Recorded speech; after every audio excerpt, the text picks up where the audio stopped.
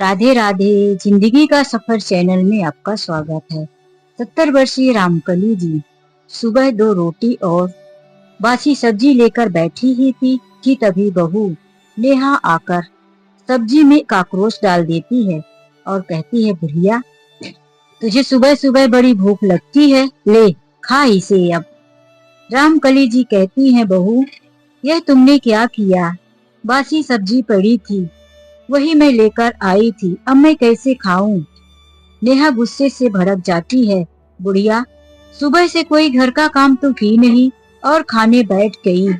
अब यह सब्जी रोटी तू खा, वरना आज तुझे सुबह से शाम तक कुछ नहीं मिलेगा और मार खिलाऊंगी अलग से। रामकली जी रोने लगी। अब उस सब्जी को वह कैसे खाती? हाथ जोड़कर कहने लगी, बहू इतना अत्याचार मत कर, भगवान से डर। मैं कैसे खाऊं यह सब्जी? आखिर तू यह बासी सब्जी फेंक ही देती। सुबह के 11 बज चुके थे, भूख लगी थी, इसीलिए मैं बासी रोटी लेकर आ गई खाने। बहू भगवान से डर, मैं तेरे हाथ जोड़ती हूँ, पैर पड़ती हूँ, अब मुझसे यह सब्जी नहीं खाया जाएगा।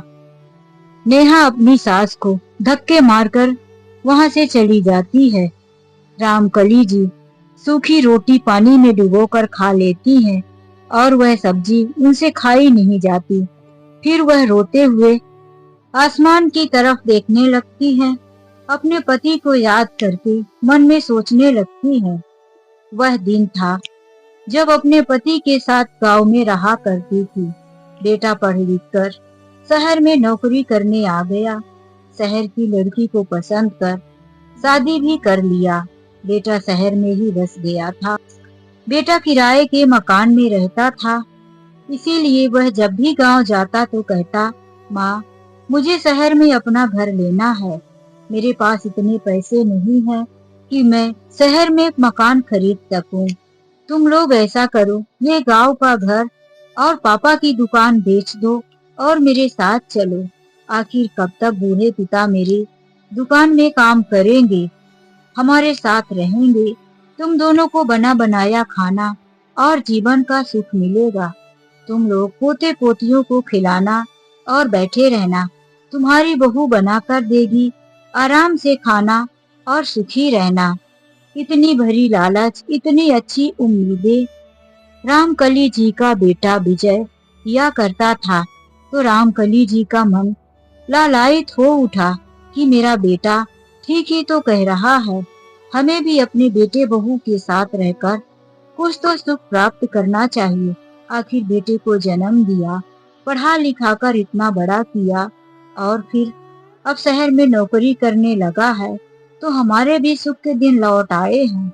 रामकली जी अपने पति से कहने लगी, देखो जी बेटा ठीक कहता है, यह घर बेच दो और उसे शहर में घर खरीदने के लिए पैसे दे दो, हम सब साथ में रहेंगे और सुखी रहेंगे। रामकली जी के बहुत कहने पर रामकली जी के पति गांव का घर बेच दिए और बेटे बहू के साथ रहने आ गए।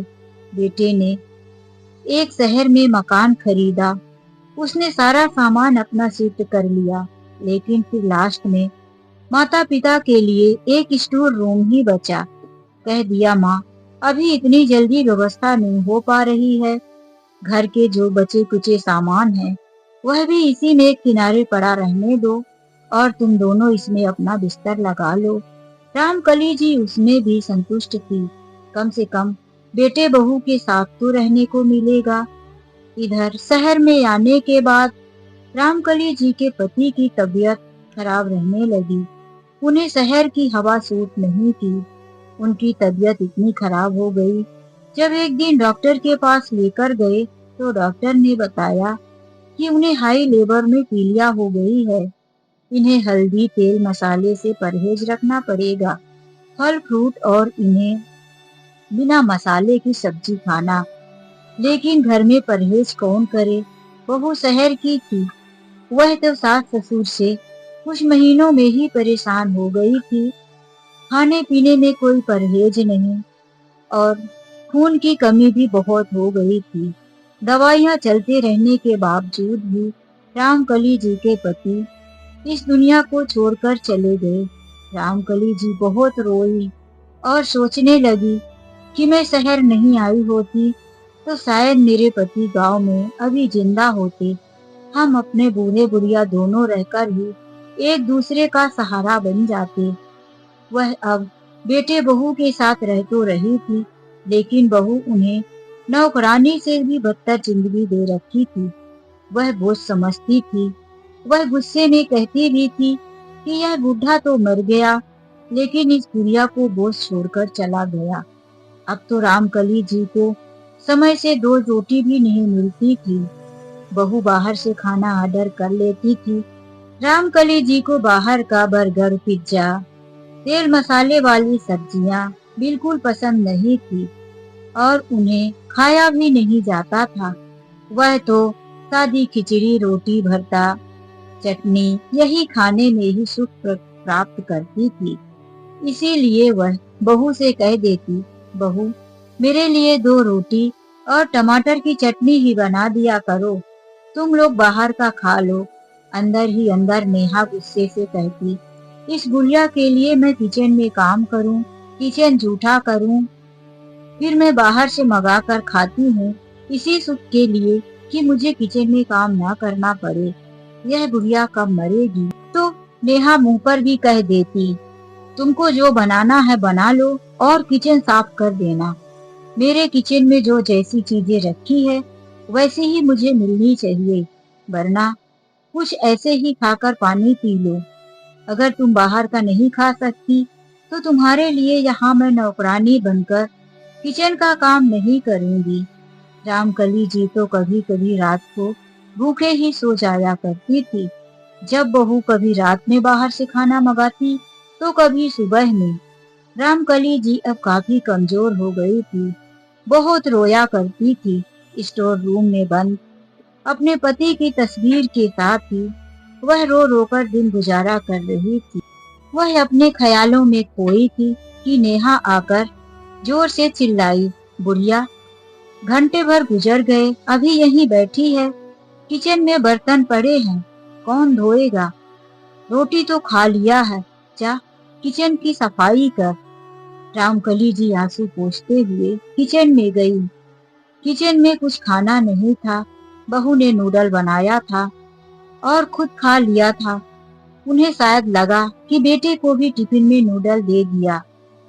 किचन में उनके लिए कुछ भी खाना नहीं था। वह समझ गई थी कि वही बासी रोटी आज उन्हें पूरा दिन खा के ही गुजारा करना पड़ेगा।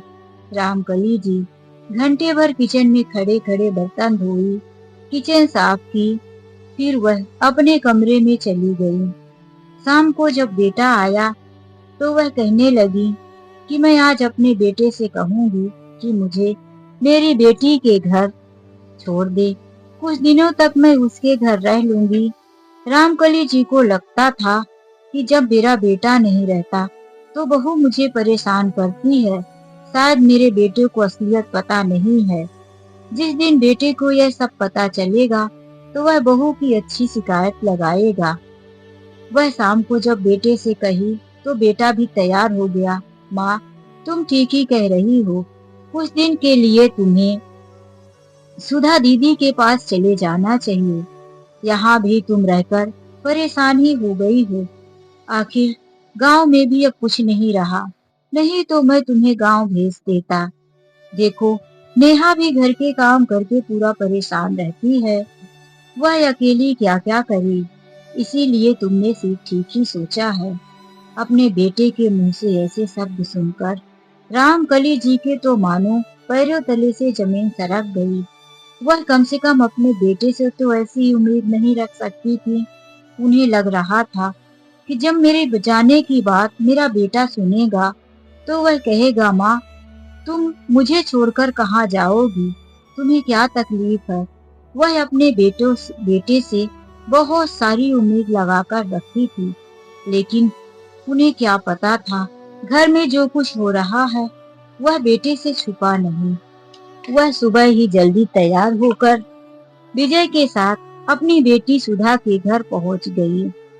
सुधा सुबह सुबह ही माँ को देखकर खुश हो गई, लेकिन सुधा कुछ घर के कामों को लेकर परेशान थी। सुधा के 3 बच्चे थे। अभी अभी उसकी छोटी बेटी पैदा हुई थी। 2 बच्चे भी इतने बड़े नहीं थे, इसीलिए वह पति के काम और अपने बच्चों को संभालने में ही परेशान रहा करती थी। माँ के पहुँचते ही माँ ने सुधा से कहा, बेटी, तेरा घर पूरा कितना अस्त व्यस्त है। तो सुधा ने कहा, माँ, अभी 2 महीने की छोटी बच्ची है और यह जो 2 बड़े बच्चे हैं, इनको मुझे स्कूल छोड़ना, इनकी देख रेख करना, इसके चक्कर में मैं कुछ कर ही नहीं पाती। काम वाली आती है, फिर भी माँ मैं खुद का भी ध्यान नहीं रख पाती। माँ ने कहा, बेटी, तू तो बहुत पतली हो गई है, तेरा चेहरा ही बदल गया है, तू अपना ध्यान रख, मैं तेरी कुछ मदद कर दूंगी। माँ ने बच्चों को संभालना और सुधा के घर के कामों में मदद करना शुरू कर दिया। लेकिन कब तक?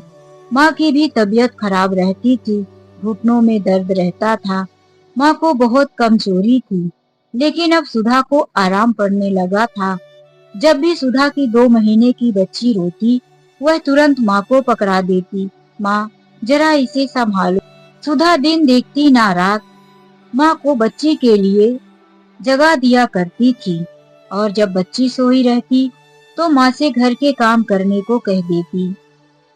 अब तो माँ की वजह से घर में सब कुछ ठीक चल रहा था। घर का काम अच्छी तरह से माँ ने संभाल लिया था। सुधा के पति प्रशांत ने कहा, सुधा, तुम्हारी माँ भी हमारे घर में रहती है तो हमारा खर्च भी बढ़ गया है, इसीलिए तुम ऐसा करो कि काम वाली बाई को घर से निकाल दो, कम से कम बाई का खर्च तो बचेगा। सुधा ने सोचा कि ये ठीक ही कह रहे हैं, इसीलिए काम वाली की सुधा ने छुट्टी कर दिया। अब सुधा अपनी माँ की जिम्मेदारी पर अपने तीनों बच्चों को छोड़कर पति के साथ घूमने जाना, शॉपिंग जाना, सब मजे करने लगी थी। माँ पूरा दिन घर के काम करती, काम अधूरा रह जाता तो सुधा भी नाक चढ़ा लेती। माँ, मैंने सोचा था कि तुम मेरा सहारा बनोगी, लेकिन तुम तो पूरा दिन आराम करने में लगी रहती हो। माँ कहती, बेटी, रात को तुम इस बच्ची को मुझे दे देती हो, मेरी नींद पूरी नहीं हो पाती, पूरा दिन शरीर अकड़ा सा रहता है, बड़ी थकान होती है, अब तो और भी मुझे कमजोरी लगने लगी है। तो सुधा भी ताने मार देती, माँ, आखिर तुम अपने घर में भाभी के साथ भी तो काम ही किया करती थी और भाभी ना समय से तुम्हें खाना देती, ना तुम्हारा ध्यान रखती थी, तुम्हें किचन में भी नहीं जाने देती थी। यहाँ देखो, मैं तो तुम्हारा खाने पीने में भी हाथ नहीं पकड़ती, तुम अपनी मर्जी से खा रही हो, अपनी मर्जी से किचन में जा रही हो। आज रामकली जी को एहसास हुआ कि इस दुनिया में कोई किसी का नहीं। कलयुग के बच्चे ना तो बेटी अपनी ना बेटा, सब मतलब के साथी है। रामकली जी आज रात को अपने पति की तस्वीर के साथ बहुत रोई। उन्होंने फैसला कर लिया कि अब मैं बेटी के घर पर भी नहीं रहूंगी। आखिर जिस दिन मेरे हाथ पैर ना चले तो मेरी बेटी भी मुझे मारकर घर से निकाल ही देगी। दूसरे दिन रामकली जी ने कहा, बेटी, मुझे मेरे गांव सीतापुर पहुंचवा दो। तो सुधा ने कहा, माँ, सीतापुर में है ही क्या, तुमने तो पहले ही गांव का पुश्तैनी मकान बेच दिया और सब कुछ भाई को दे दिया था, अब तुम वहां जाकर क्या करोगी, तुम यहीं रहो मेरे साथ, कम से कम यहाँ तुम्हें रहने का तो सुकून है, भाभी के पास भी तो तुम्हारा कोई ठिकाना नहीं है। माँ ने कहा, बेटी, मैंने जब सीतापुर का अपना जमीन और दुकान बेचा था तो उसमें से भाई के साथ साथ तुम्हें भी पैसे दिए थे कि तुम भी अपने पति को बिजनेस करने को बोल दो, दूसरे के यहाँ कब तक काम करेंगे। हाँ माँ, दिया था, तो कौन सा एहसान किया था, आखिर मैं भी तो तुम्हारी बेटी हूँ। बेटी, मैं एहसान की बात नहीं कर रही हूँ, बस मेरे ऊपर एक ही एहसान कर दो कि मुझे मेरे गांव सीतापुर कहकर प्रशांत दामाद से छुड़वा दो। ठीक है माँ, जब तुम नहीं मानती तो मैं तुम्हें कल तुम्हारे गांव छुड़वा दूंगी। प्रशांत ले जाकर माँ को गांव में छोड़ दिया। रामकली जी जब गांव में पहुंची तो बेचारी कहाँ जाती, अपने बिके हुए मकान के पास जाकर बैठी थी। वहीं से गांव के मुखिया जी निकले। रामकली जी को देखते ही पहचान गए और कहने लगे, अरे भाभी जी, आप तो यह घर बेचकर चली गई थी, फिर यहाँ कैसे आना हुआ? रामकली जी की हालत इतनी खराब थी, उनका दर्द उभर आया, उनकी आंखों से आंसू आ गए, वह रोने लगी। मुखिया जी ने कहा, सब कुछ ठीक तो है ना, चलिए आप मेरे साथ। मुखिया जी रामकली जी को अपने घर ले गए और अपनी पत्नी को आवाज दिए। वह उनके लिए नाश्ते पानी और खाना की व्यवस्था की। फिर रामकली जी ने अपना सारा दर्द जो बेटे ने दिया था और जो उनकी बेटी ने अपनी बेटी और बहू की सारी आप बीती उन्होंने सुना दिया। मुखिया जी ने कहा, भाभी जी, आप चिंता मत कीजिए, यह आपका गांव है। यहाँ पर आप अपने पति के साथ रहती थी, पुश्तैनी यहाँ पर आप लोग निवासी हैं, इसीलिए भले ही आपने अपना जमीन बेच दिया है, मैं आपको जमीन का एक छोटा सा टुकड़ा देता हूँ और हम सब गांव वाले मिलकर आपके रहने के लिए मकान बनवाएंगे। आप इसी गांव में रहिए। रामकली जी को ढाढ़स हुआ, साहस हुआ। सरपंच जी सभी गांव वालों से कहकर रामकली जी का वहां पर मकान बनवा दिया। रामकली जी को रहने का ठिकाना मिल गया था। रामकली जी अपनी पोटली में से एक कॉपी निकालकर सरपंच जी को दिखाई। सरपंच जी, देखिए, इस कॉपी में वह सारा हिसाब मेरे पति लिखे हैं, जो बेटे को पैसे दिए, जो दामाद को दिए और उनकी इसमें दस्तखत भी है। मैं चाहती हूँ कि मेरे पति द्वारा दिया गया पैसा मुझे वापस मिल जाए।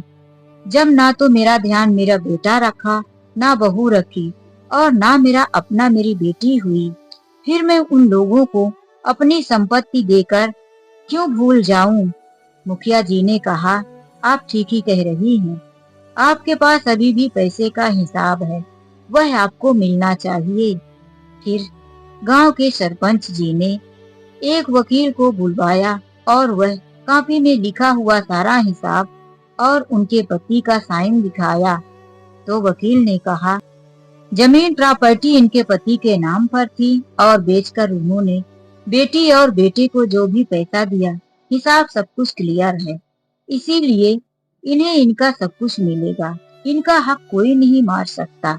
माताजी, आप चिंता मत कीजिए, हम आपकी मदद के लिए पूरी कोशिश करेंगे। वकील साहब ने बेटे और बेटी के नाम पर नोटिस भिजवा दिया। जब बेटे और बेटी को नोटिस मिला उनके पैसे वापस करने का, तो दोनों बौखला गए। माँ ने यह क्या किया? अरे, पिताजी मरते मरते देकर गए थे, लेकिन माँ को अब दौलत की क्या लालच पड़ी है। दोनों बेटे बहू, बेटी दामाद पहुंच गए माँ के पास। जहाँ माँ के लिए रहने का ठिकाना नहीं था, आज वहीं पर माँ के लिए एक सुंदर सा 4 कमरे का मकान था। बेटे और बहू का आश्चर्य का ठिकाना ना था। माँ, तुम्हारे पास पैसे कहाँ से था जो तुमने जमीन खरीद कर यहाँ पर अपना मकान बना लिया? माँ ने कहा, जिसका कोई नहीं होता उसका भगवान सहारा होता है। यह तुम सब छोड़ो और यहाँ किस लिए आए हो? दोनों बेटा और बेटी कहने लगे, माँ, तुमने नोटिस क्यों भेजा है? हम पैसे क्यों वापस करें? पापा हमें पैसे देकर हमारे लिए गए थे। तो माँ ने कहा, पापा तुम्हें पैसे देकर गए थे, लेकिन यह नहीं बोले थे कि मेरे मरने के बाद तुम माँ का साथ मत देना, माँ को घर से निकाल देना। अरे, तुम्हारी बहू ने तो मुझे इस तरह से परेशान किया है, मेरी जिंदगी नर्क बनाकर रख दिया था। अब तुमसे कुछ कहने का कोई फायदा नहीं, तुमसे कोई बात छुपी नहीं। तुम्हें सब कुछ पता होने के बाद भी तुम अपनी माँ का सहारा ना बन सकी, इसीलिए यहाँ से चले जाओ। तुम्हारी और मेरी अंतिम मुलाकात कोर्ट में होगी। जब दोनों को कोर्ट द्वारा बुलाया जाएगा। और फिर ऐसा ही हुआ। जब माँ और बेटी को कोर्ट में बुलाया गया तो माँ ने सारी बातें कोर्ट में बताई कि मेरी बहू ने मेरे साथ क्या किया, मेरी बेटी ने मेरे साथ क्या किया।